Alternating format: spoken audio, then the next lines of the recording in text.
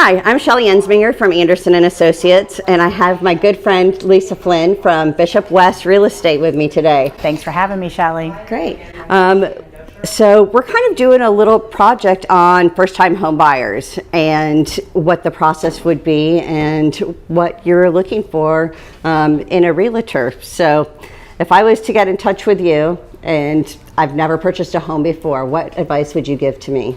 Well, one of the first things I would tell you, Shelley, is to call your lender. A good realtor would be able to introduce you to some lenders that can run you through some numbers and figure out exactly what you can afford. Because the worst thing to do would be start shopping for a home, fall in love with something, and then realize it's not something that you could afford.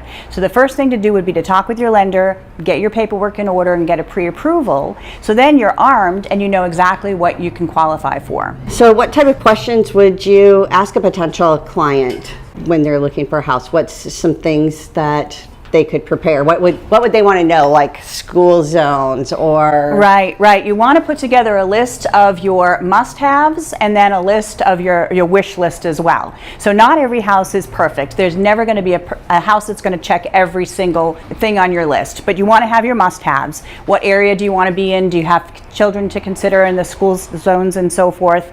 How many bedrooms do you need?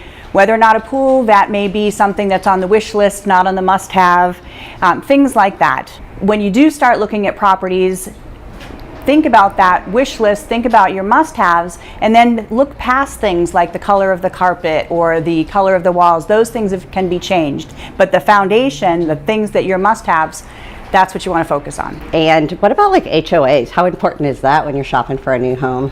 Well, it's something to consider as far as your monthly or annual payments, and that's something that would be wise to talk with your lender about as well. And it's a personal preference, quite honestly. Some people like having an HOA to keep their neighbors in check. Other people like the freedom and flexibility of no HOA, where they may have toys like boats and RVs that they can park in their yard, which they wouldn't be able to do in an HOA. Any other tips that you can think of for a first-time home buyer? It's very, very exciting. Thank you for coming today, Lisa. Thanks.